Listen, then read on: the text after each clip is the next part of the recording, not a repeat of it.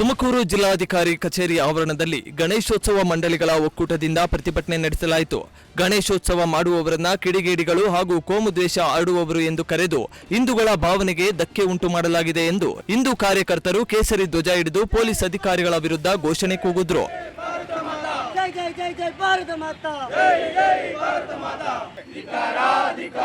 ಹಿಂದೂ ವಿರೋಧಿ ಸರ್ಕಾರಕ್ಕೆ ಹಿಂದೂ ವಿರೋಧಿ ಜಿಲ್ಲಾಡಳಿತಕ್ಕೆ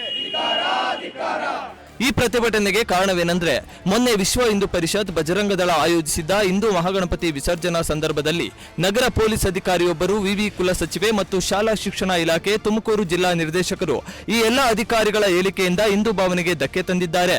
ಇವರ ವಿರುದ್ಧ ಕಾನೂನು ಕ್ರಮ ಜರುಗಿಸಿ ಈ ಅಧಿಕಾರಿಗಳನ್ನ ಸೇವೆಯಿಂದ ವಜಾಗೊಳಿಸಬೇಕೆಂದು ಆಗ್ರಹಿಸಿದ್ರು.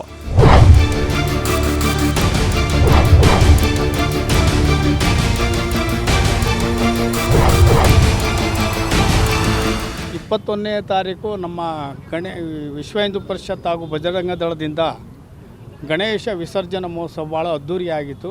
ಆ ಕಾರ್ಯಕ್ರಮ ಭಾಳ ಚೆನ್ನಾಗಿ ಆಗಿದ್ದು ಸಹ ಯಾವುದೇ ವಿದ್ಯಾರ್ಥಿಗಳು ಅದರಲ್ಲಿ ಭಾಗವಹಿಸ್ತಿದ್ದಂಗೆ ಒಂದು ಸುತ್ತೋಲೆಯನ್ನು ಹೊರಡಿಸಿದ್ದಾರೆ ಅವರು. ಮತ್ತು ಕಿಡಿಗೇಡಿಗಳು ಅಂತ ಹೇಳಿದ್ದಾರೆ. ನಾವು ಕಳೆದ 7ನೇ ವರ್ಷ, ಕಳೆದ 6 ವರ್ಷದಿಂದಲೂ ನಾವು ಗಣೇಶೋತ್ಸವ ಮಾಡ್ತಿರ್ಬೇಕಾದ್ರೆ ಯಾವುದೇ ಅಹಿತಕರ ಘಟನೆ ನಮ್ಮ ಗಣೇಶೋತ್ಸವದಲ್ಲಿ ಆಗಿಲ್ಲ.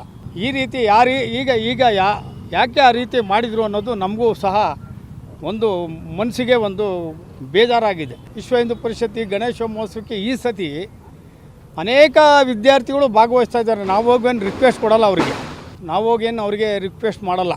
ಎಲ್ಲ ವಿದ್ಯಾರ್ಥಿಗಳು ಬನ್ನಿ ಅಂತ ನಾವು ಪಬ್ಲಿಕ್ ನೋಟಿಫಿಕೇಷನ್ ಏನು ಕೊಡಬೇಕು, ಸಾರ್ವಜನಿಕ ಇದನ್ನು ನಾವು ಕೊಡ್ತಾ ಇರ್ತೀವಿ. ಇದನ್ನು ನಾವು ಖಂಡನೆ ಮಾಡ್ತೀವಿ. ಯಾಕೆ ಈ ರೀತಿ ಮಾಡಿದ್ರು, ಅಧಿಕಾರಿಗಳ ಮೇಲೆ ಕ್ರಮ ಕೈಗೊಳ್ಳಿ ಅಂಥೇಳಿ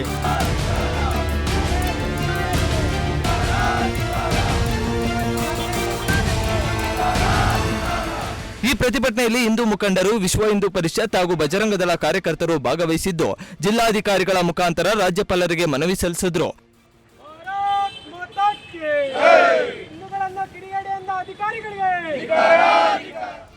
bureau report, Prajashakti TV, Tumakuru.